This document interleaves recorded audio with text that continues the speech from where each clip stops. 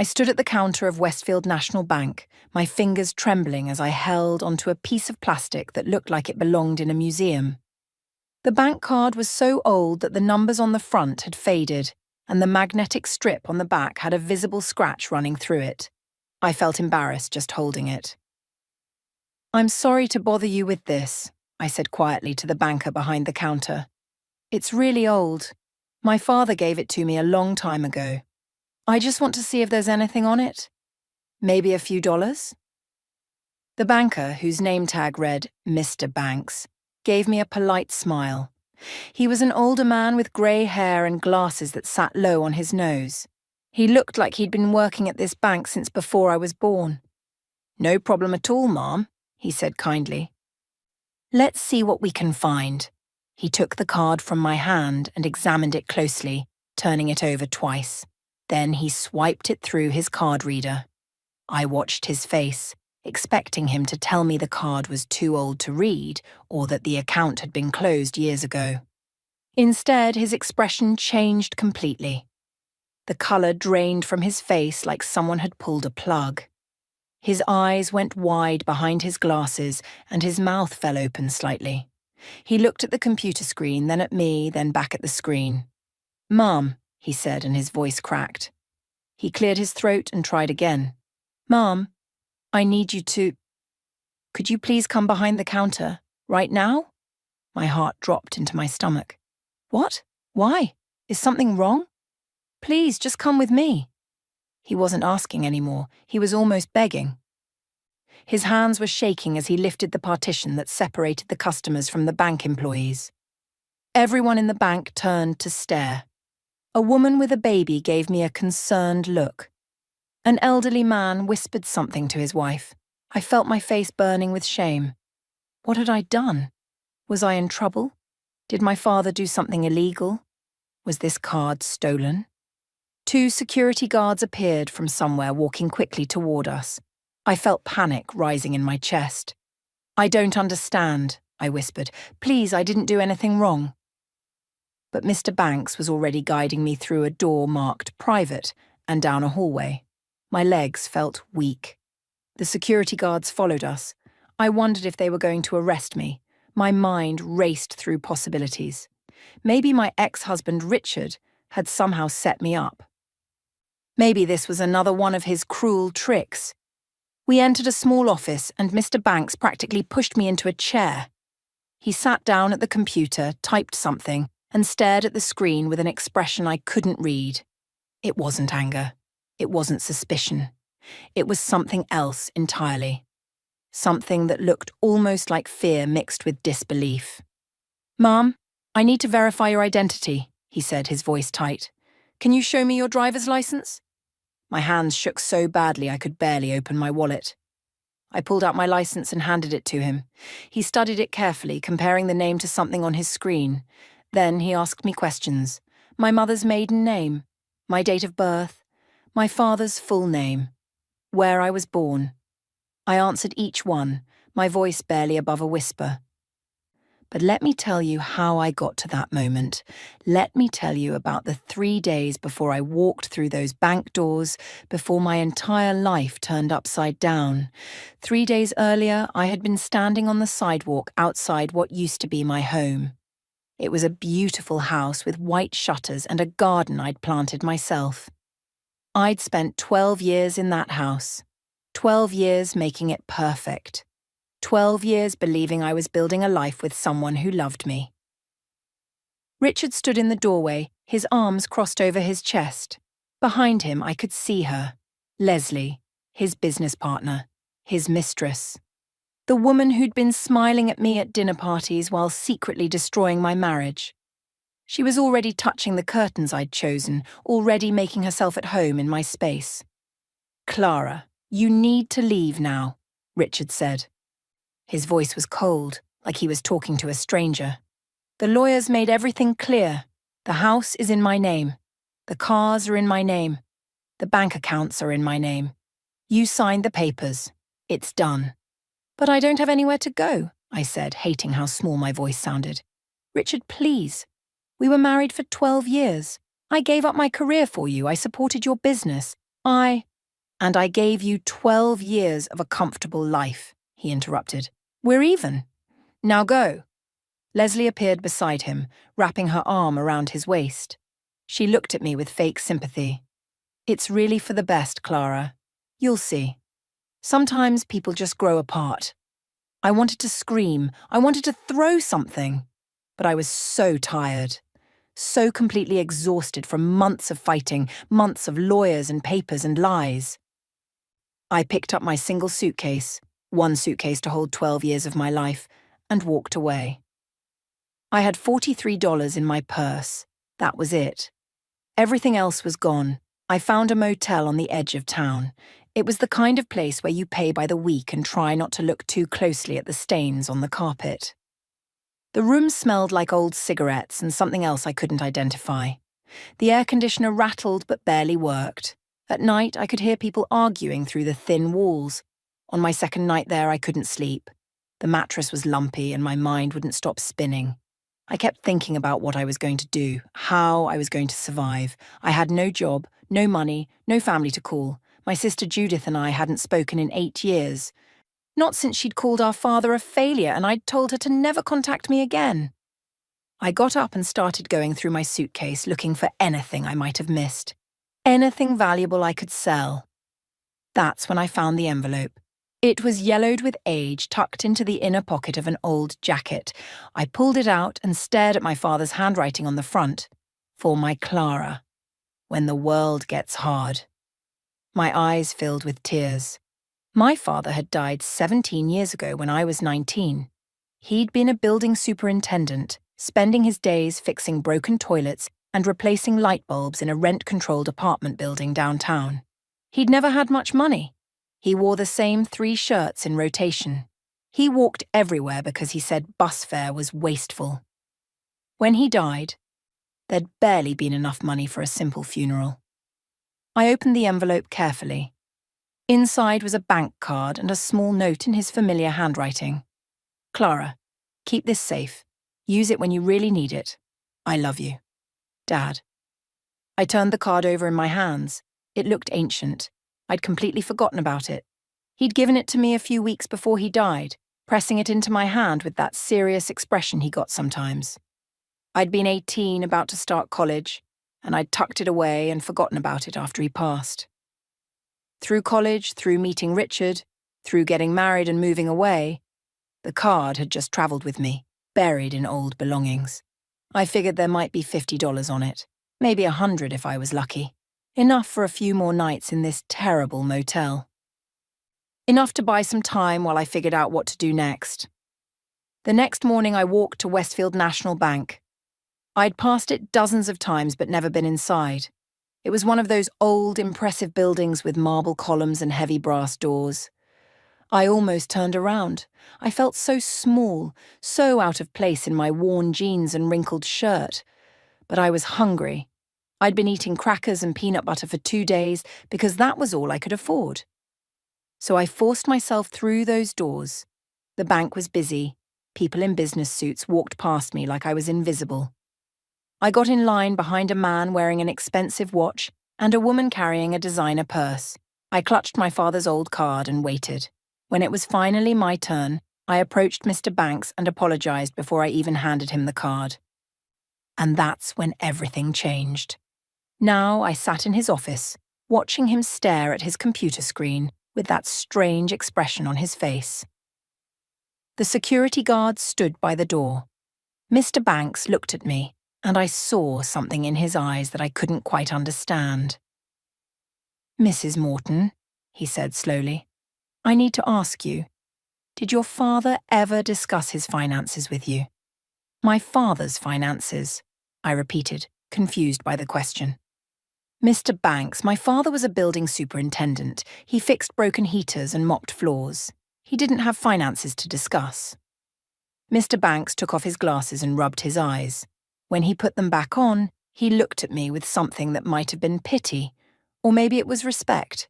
I couldn't tell. "Mrs. Morton, I've worked at this bank for 30 years, he said quietly. "I've seen a lot of things, but I've never seen anything quite like this." He turned his computer screen toward me. Please look at this carefully. I leaned forward and squinted at the screen. There were numbers, lots of numbers, account information, transaction history. And then I saw the balance at the bottom. My brain couldn't process what I was seeing. The numbers didn't make sense. There were too many of them. I counted the digits twice, then a third time. That can't be right, I said, my voice barely working. That's a mistake. You made a mistake. There's no mistake, Mr. Banks said gently. I've checked 3 times. I had my supervisor check. The account is real and it's yours. But that says... I stopped, unable to say the number out loud. That says $47 million. The room tilted sideways. I gripped the edge of the desk to steady myself. One of the security guards took a step forward, probably worried I was going to faint. Maybe I was. Mrs. Morton, breathe, Mr. Banks said. He pushed a glass of water toward me. I know this is a shock. A shock. He called $47 million a shock. I started laughing, but it came out wrong, almost like crying. This has to be a mistake. My father didn't have money. We were poor. We ate pasta 4 nights a week. He patched his work boots with duct tape because he couldn't afford new ones. Your father was a very careful man, Mr. Banks said. He pulled up another screen and gestured for me to look. 25 years ago, your father owned a small piece of land. Do you know anything about this? I shook my head. My father never owned anything. We rented our apartment. According to these records, he inherited a plot of land from his uncle. It was in a part of the city that nobody wanted back then. Industrial area, warehouses, nothing special. Mr. Banks scrolled through documents on his screen. A developer approached your father wanting to buy it. They were planning something big, but the land was crucial to their project. I listened, still not understanding how this connected to the impossible number on that screen. Your father sold the land, Mr. Banks continued, but he was smart about it. Instead of just taking a one-time payment, he negotiated a contract. He would get 5% of all future profits from anything built on that land. The developer agreed because they thought the percentage would amount to almost nothing. Maybe a few $1,000s over the years. But something changed, I whispered, starting to understand. They built the Hartley Tower complex, Mr. Banks said. Do you know it? Of course I knew it. Everyone in the city knew it. It was a massive development downtown. Office buildings, luxury apartments, high-end shops. It had transformed an entire neighborhood. That was built on my father's land. On your father's former land, Mr. Banks corrected. And for 20 years, 5% of the profits from that complex have been deposited into a trust account. An account that was set to transfer to you when you turned 18. My hands were shaking so badly I had to clasp them together. But I'm 35. Why didn't I know about this? Mr. Banks pulled up more documents. The bank sent notification letters when you turned 18, but they went to your father's old address. According to our records, you'd moved by then. You were in college. I nodded slowly. I got a dorm room, then an apartment with roommates. I never updated any addresses because I didn't have any bank accounts or anything that needed updating. The letters were returned as undeliverable, Mr. Banks explained. The account remained dormant. The money kept accumulating, growing, collecting interest.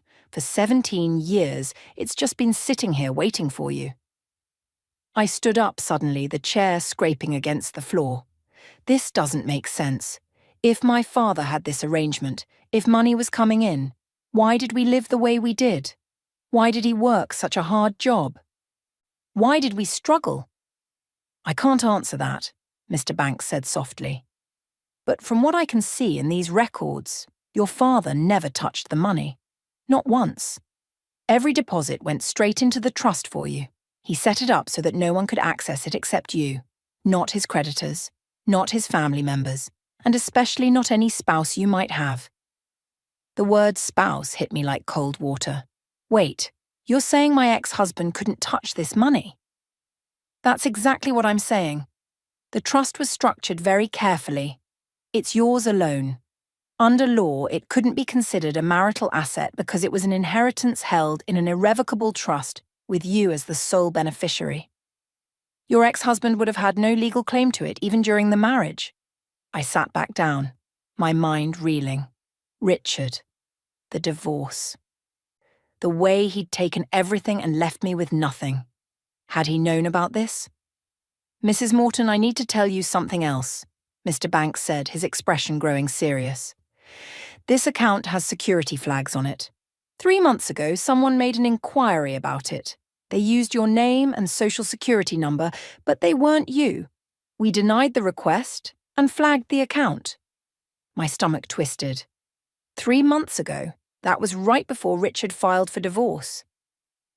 I can't speculate about that, Mr. Banks said carefully, but I can tell you that whoever made that inquiry was trying to find information about any accounts in your name. They were fishing, looking for assets. Richard had hired a private investigator. I remembered seeing the charges on our credit card bill before he'd cut me off from everything.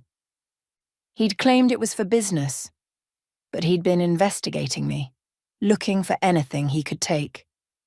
He knew, I said quietly, or at least he suspected there might be something. That's why he rushed the divorce through. That's why he was so cruel about it. He wanted me desperate and broken so I'd never think to look for this. Mr. Banks didn't confirm or deny my theory. He just looked at me with those sad, understanding eyes. What do I do now? I asked. I don't understand any of this. I don't know how to handle this kind of money. First, I'm going to set you up with our private wealth management team, Mr. Banks said. They'll help you understand your options. But Mrs. Morton, you need to get a lawyer, a good one. If your ex-husband gets wind of this, he might try to challenge the divorce settlement. But you said he has no legal claim. He doesn't, but that doesn't mean he won't try. People do strange things when this much money is involved. Mr. Banks handed me a business card. This is the best trust and estate lawyer in the city. Call him today. Tell him I referred you.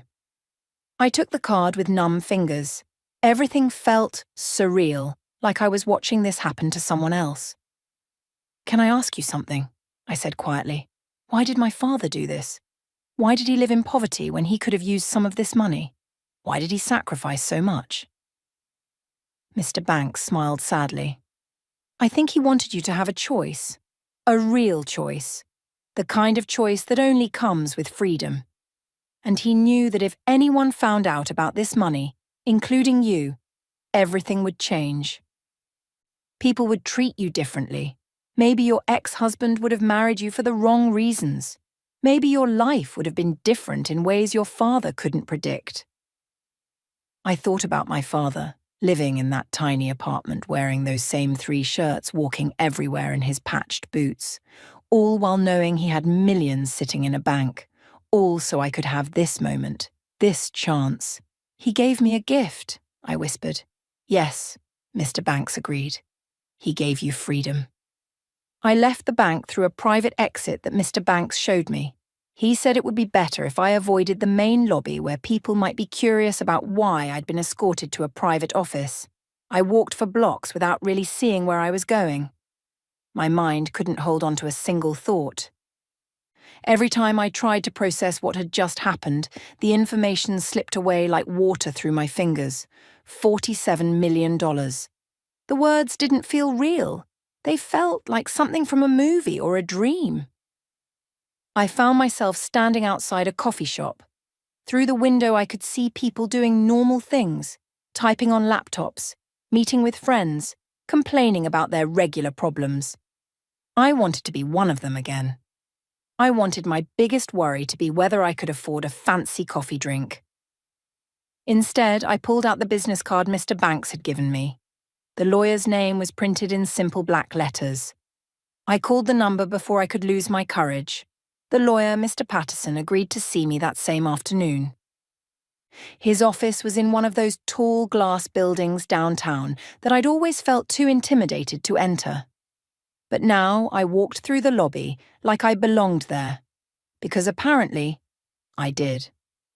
Mr. Patterson was younger than I expected, maybe in his early 40s, with sharp eyes that seemed to see right through me. I told him everything.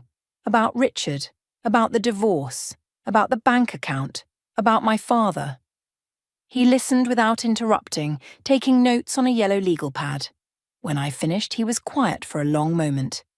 "Mrs. Morton," he finally said, "I need to tell you something, and you're not going to like it." My stomach dropped. "What?" "I'm going to need to investigate your divorce more carefully, but based on what you've told me, I believe your ex-husband knew about this account, or at least, he knew something existed." "But how could he know?" "I didn't even know." Mr. Patterson pulled out his phone and made a quick call. He asked someone to pull court records and private investigator reports. Then he looked at me seriously. "You said he hired a private investigator 3 months before filing for divorce. Private investigators don't come cheap. Why would someone spend that kind of money unless they thought there was something valuable to find?" Over the next 2 hours, Mr. Patterson and his team worked like detectives. They pulled records, made phone calls, sent urgent emails, and slowly a picture began to form. Richard's lawyer had accessed public property records. They'd traced my father's name. They'd found the old land sale. They'd discovered the profit-sharing agreement. They knew money had been going somewhere. What they couldn't find was where. The trust account was protected by privacy laws, but they knew enough to guess. "Your ex-husband filed for divorce knowing you might have access to significant funds," Mr. Patterson explained, "but he also knew the account was protected. He couldn't claim it in the divorce because of how the trust was structured. So he did the next best thing. He took everything he legally could, left you with nothing, and waited."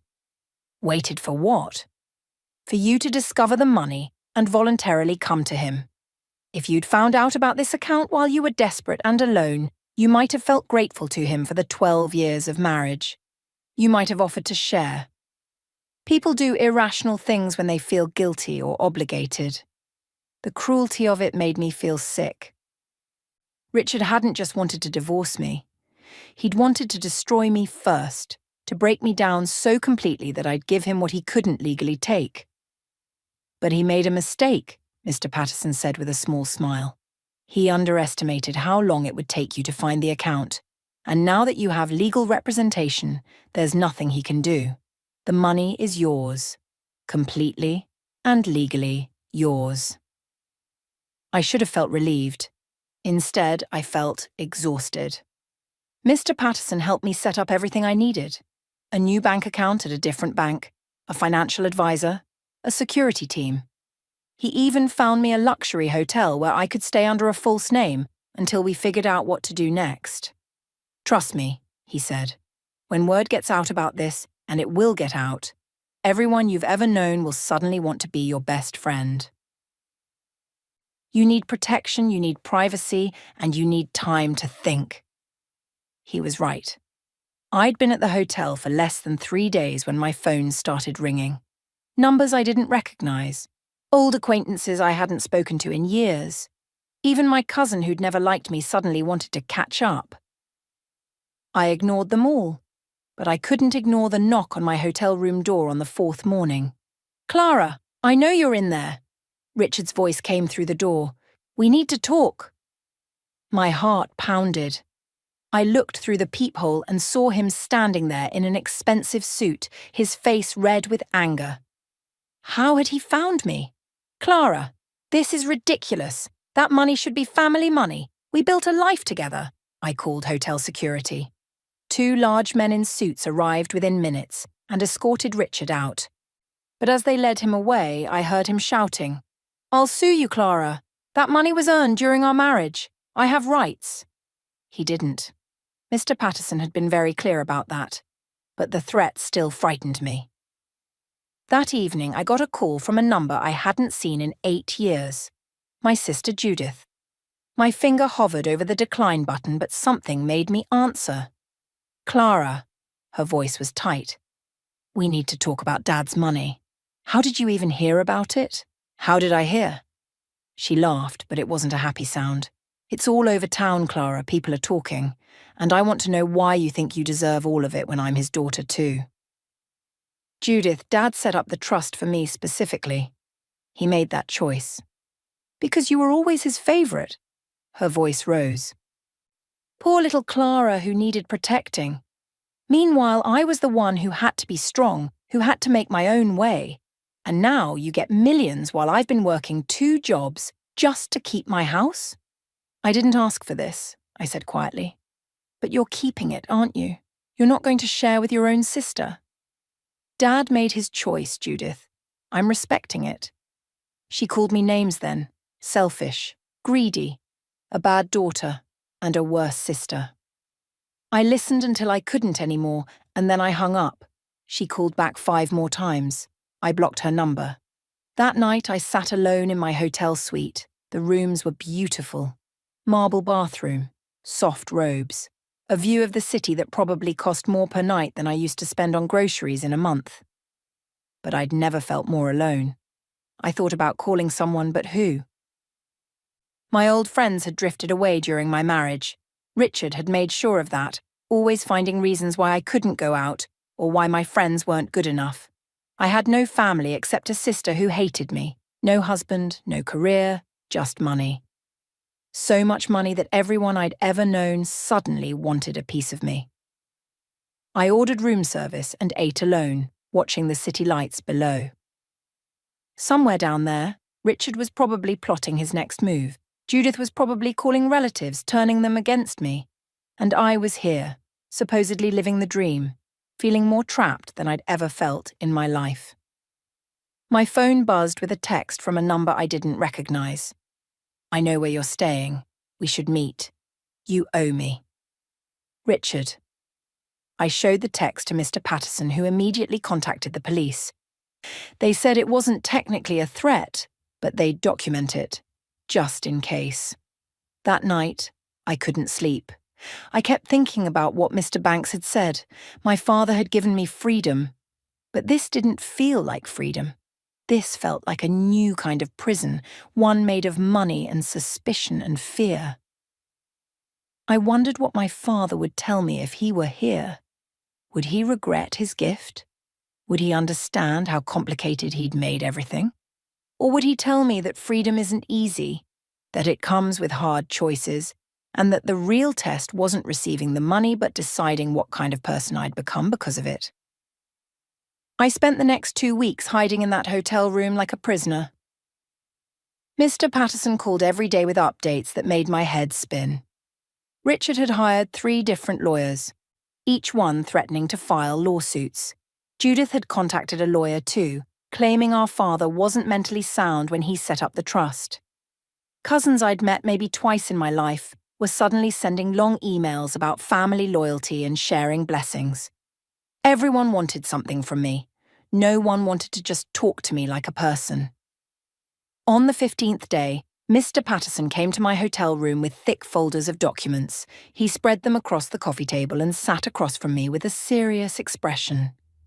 Clara, I need you to understand something, he said. You have the legal power to destroy Richard financially. His real estate company is heavily leveraged. He owes money to multiple creditors. If you wanted to, you could buy out those debts and foreclose on everything he owns. You could leave him with nothing, just like he tried to do to you. I stared at the documents, reports on Richard's business, lists of his properties and debts, a detailed plan for how I could systematically dismantle his entire life. Is that what you think I should do? I asked quietly. I think you should consider all your options, Mr. Patterson said carefully. Revenge is a powerful motivator, and after what he did to you, no one would blame you. I picked up one of the reports and flipped through it, numbers and projections, cold facts about how to ruin someone's life. I thought about Richard's face when he'd thrown me out, the way Leslie had touched my curtains, the cruelty in his voice when he said we were even. Part of me wanted to do it. Part of me wanted to watch him lose everything and feel exactly what I'd felt, standing on that sidewalk with one suitcase. But then I thought about my father, George Hartley, who'd had millions but fixed toilets for elderly neighbours who couldn't afford a plumber, who'd worn patched boots and walked in the rain to save bus fare, who'd chosen kindness over comfort every single day. No, I said, pushing the documents away. I'm not going to destroy him. Mr. Patterson nodded slowly. Then what do you want to do? I thought about that question for a long time. What did I want? For weeks I'd been reacting to everyone else, running from Richard, hiding from Judith, avoiding reporters and old acquaintances. I'd been so focused on protecting myself that I hadn't thought about what I actually wanted to build. I want to help people, I said finally. People like me. Women who get thrown away and left with nothing. Over the next few days, I worked with Mr. Patterson and a team of advisors to create a foundation. We called it Second Chances. Its purpose was simple: to help divorced women who'd been left financially devastated by their ex-husbands. We'd provide temporary housing, job training, legal assistance, and small grants to help them restart their lives. The work gave me purpose. For the first time since finding out about the money, I felt like myself again. Not a victim, not a wealthy woman everyone wanted to use. Just Clara, trying to do something good. But I couldn't let Richard's behaviour go completely unaddressed. Not for revenge, but because he was still hurting people. I asked Mr. Patterson to investigate Richard's business practices. What we found shocked even the lawyers. Richard and Leslie had been cutting corners for years. They'd been hiding major defects in properties they sold, inflating property values to get bigger loans, paying off inspectors to overlook code violations. They'd sold at least a dozen homes to families who had no idea they were buying properties with serious structural problems. One family had bought a house with a cracked foundation that Richard's company had simply covered with fresh concrete. Another had purchased a condo where the balcony was barely attached to the building. These weren't small mistakes. These were dangerous, deliberate frauds that could get people killed. This isn't about you anymore, Mr. Patterson said when he showed me the evidence. This is about protecting innocent people from criminals. He was right. This wasn't revenge. This was doing what was right. We compiled everything and submitted it to the state's Real Estate Commission and the District Attorney's Office. We did it anonymously. I didn't want credit. I just wanted it stopped. Within a week, investigators raided Richard's office. I watched the news coverage from my hotel room, seeing Richard and Leslie being led out in handcuffs for questioning. They weren't arrested that day, but the investigation had begun. Richard's business license was immediately suspended. My phone rang an hour later. It was Richard. Against my better judgment, I answered. You did this, he hissed. You destroyed my business because you're bitter and jealous. I submitted evidence of fraud, I said calmly. What happens next is up to the authorities. Those families signed contracts. They accepted the properties as is. This is a witch hunt. Those families were lied to, Richard. You knew about the defects and hid them. That's not business. That's fraud. I'll fight this, he said. And when I do, I'm coming after you. I'll sue you for everything you have. That money should have been mine. The money was never yours, I said, and it never will be. Goodbye, Richard. I hung up and blocked his number. My hands were shaking, but I felt something I hadn't felt in months. I felt strong. A few days later, Richard called again from a different number. This time his voice was different, smaller, desperate. Clara, please. I need your help. What? The investigation is killing me. My investors are pulling out. The banks are calling in my loans. I'm going to lose everything. He paused. I know I was wrong. I know I hurt you. But please, you have the resources to help me. We were married for 12 years. That has to count for something. I thought about those 12 years. The good times before everything went bad. The man I'd fallen in love with before greed and ambition changed him. Part of me felt sorry for him, but a bigger part of me remembered standing on that sidewalk with one suitcase while Leslie redecorated my home. Richard, I'm going to meet you for coffee, I said. One time, tomorrow, then we're done. We met at a small cafe, far from anywhere we used to go. Richard looked terrible. His expensive suit was wrinkled. His hair needed cutting. He had dark circles under his eyes. Thank you for coming, he said as I sat down. I know I don't deserve it. You don't, I agreed. Clara, I made mistakes. Huge mistakes. But I'm asking you, please, help me get through this. I'll pay you back. I'll do whatever you want. Just help me. I looked at the man sitting across from me and tried to remember why I'd loved him. But that person was gone. Maybe he'd never really existed. No, I said simply. What? No, Richard. I'm not going to save you from the consequences of your own choices. You didn't just hurt me. You hurt innocent families. You built your business on lies and fraud. And when you had the chance to do the right thing, you threw me out with nothing. I made a mistake. You made many mistakes, and I'm not interested in fixing them for you. I stood up. I hope you find a way through this, Richard. I really do. But that way doesn't include me. Clara, wait. Goodbye, Richard. I mean it this time. Really goodbye. I walked out of that cafe and felt something lift from my shoulders. It wasn't revenge. It wasn't satisfaction. It was simply closure. The end of a chapter I'd been dragging behind me for too long. That night, I made a decision. I was done hiding. 6 months changed everything. I moved out of the hotel and into a modest apartment in a neighborhood I'd always loved. Not a penthouse, not a mansion. Just a comfortable 2-bedroom with big windows and a small balcony where I could drink my morning coffee. The rent was probably less than what some people paid for their car payments, but it felt like home in a way that Mansion with Richard never had. The foundation became my purpose. Second Chances had helped 37 women in just 6 months. We'd provided emergency housing, connected them with jobs, paid for their children's school supplies, and covered legal fees for custody battles. Each woman had a different story, but they all had the same look in their eyes when they first walked through our doors. That lost, frightened look I recognized because I'd worn it myself. Watching them rebuild their lives gave me something I hadn't expected. It gave me peace. I'd also bought 3 apartment buildings in working-class neighborhoods, not as investments to flip or profit from, but to provide affordable housing. I kept the rents low, fixed things promptly, and created a place where families could actually save money instead of drowning in housing costs. Over 200 people now had stable, decent homes because of those buildings. The lawyers sent me monthly reports about Richard. His company had completely collapsed under investigation.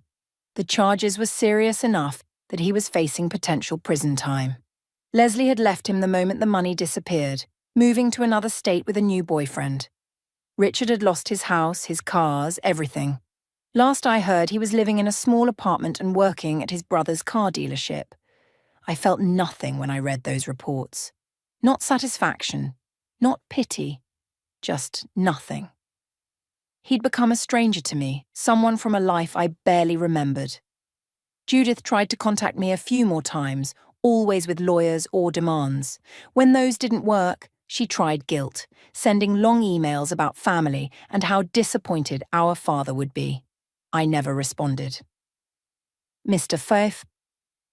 Patterson handled all of it. Eventually, she gave up.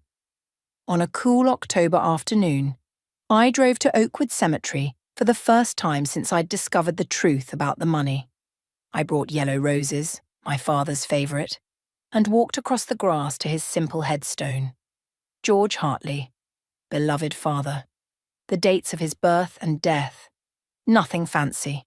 That's how he would have wanted it. I sat down on the grass beside his grave, not caring that it was slightly damp from morning dew. For a long moment I just sat there, looking at his name carved in stone. "Hi, Dad," I said quietly. "I'm sorry it took me so long to come back." A breeze rustled through the trees. Somewhere nearby a bird was singing. "I found the money," I continued. "I'm sure you know that already wherever you are. And I need to tell you something. For a while I was angry at you. I couldn't understand why you lived the way you did when you could have been comfortable. Why you let us struggle. Why you kept it all secret." I picked at the grass, feeling tears start to build behind my eyes. "But I think I understand now. You were teaching me something. You were showing me that money doesn't define who you are. that kindness and integrity matter more than comfort. That the richest person isn't the one with the most money, but the one who knows how to use what they have to help others. The tears spilled over then, running down my cheeks. You could have told me. You could have made your own life easier. But you chose to protect me instead. You chose to make sure I learned the right lessons first. And I want you to know that I'm trying, Dad. I'm trying to honor what you taught me. I told him about the foundation, about the apartment buildings, about the women I'd helped and the families who now had safe homes. I told him about Richard and how I'd chosen not to destroy him even though I could have. I told him about walking away from revenge and choosing something better. I created a scholarship too, I said, wiping my eyes. In your name, the George Hartley Scholarship. It's for students from working-class families who want to go to college. Kids whose parents fix heaters and mop floors and work hard but don't have extra money. We gave out the first one last week. I pulled out my phone and showed his headstone a picture, even though I knew he couldn't see it. A young girl with bright eyes and a huge smile holding her scholarship certificate. Her father worked as a janitor at a hospital, working night shifts so his daughter could have a better life. She reminded me of us, I whispered. Her dad reminds me of you. And when I gave her that scholarship, Dad, I saw you in her eyes. That same hope, that same determination, that same belief that hard work and kindness matter. I stayed there for a long time talking to him about everything and nothing, about how I was learning to manage the money responsibly, about the friends I'd reconnected with, the real ones who liked me before they knew about the fortune, about how I was thinking of going back to school, maybe studying social work so I could help people even better. I'm not going to waste what you gave me, I promised. Not the money and not the lessons. You gave me freedom, Dad. Real freedom. The freedom to choose who I want to be, and I choose to be like you. As I stood to leave, I placed the roses against his headstone. Thank you, I said simply, for everything, for the sacrifice, for the love, for believing I'd figure it out eventually. I love you, Dad. I always will. I walked back to my car feeling lighter than I had in months, maybe years. The next week I attended the scholarship award ceremony at the community college. There were parents there, proud and teary-eyed, watching their children receive opportunities they'd never had themselves. I shook hands with each student, looking them in the eyes and telling them to work hard and never forget where they came from. The young woman whose father was a janitor came up to me afterward. Thank you, Ms. Morton, she said, her voice shaking with emotion. This scholarship means everything to my family. My dad works so hard and now he doesn't have to worry about how to pay for my school. I promise I'll make you proud. I took her hands in mine. You don't need to make me proud. Make yourself proud. And someday, when you're able, help someone else the way someone helped you. That's all I ask. She nodded, tears in her eyes, and hugged me. Her father approached then. A man with calloused hands and kind eyes wearing his best suit that had probably been bought from a thrift store. Thank you, he said, his voice thick. You don't know what this means. My daughter, she's so smart. She deserves this chance. My father worked hard too, I told him. Just like you. He taught me that the best thing you can give someone isn't money. It's opportunity. Your daughter has opportunity now. The rest is up to her. That evening, I stood at the window of my apartment, looking out at the city lights. I thought about the woman I'd been 6 months ago, standing in that bank with a worn card and $43 to her name. That woman had been broken, lost, and afraid. She was gone now. In her place was someone stronger, someone who understood that wealth wasn't measured in dollars, but in the lives you touched and the good you created. Someone who knew that the best revenge wasn't destroying your enemies, but becoming someone they could never touch. I thought about Richard, probably bitter and angry somewhere, blaming everyone but himself for his failures. I thought about Judith, still resentful and jealous. They were trapped in their own prisons of anger and greed. But I was free. truly free. Not because I had money, but because I'd learned what really mattered. My phone buzzed with a text from one of the women at the foundation. She'd just gotten her first paycheck from her new job. She was crying happy tears. She wanted me to know that she was going to make it, that her kids were going to be okay. I smiled and typed back congratulations. Then I looked back out at the city, at all those lights representing all those lives, all those stories, all those people just trying to make it through another day. Somewhere out there were more women who needed help, more families struggling to keep roofs over their heads, more young people who deserved a chance, and now I had the resources to help them. Not because I was special or deserved it more than anyone else, but because my father had made a choice 17 years ago. He'd chosen to give me not just money, but a responsibility, a purpose. I wasn't going to let him down. I picked up my laptop and opened my notes. I'd been working on plans to expand the foundation to 3 more cities, to buy 2 more apartment buildings, to increase the scholarship fund. There was so much work to do, so many people to help. For the first time in my entire adult life, I knew exactly who I was and what I was meant to do. I was Clara Morton, daughter of George Hartley, and I was finally free.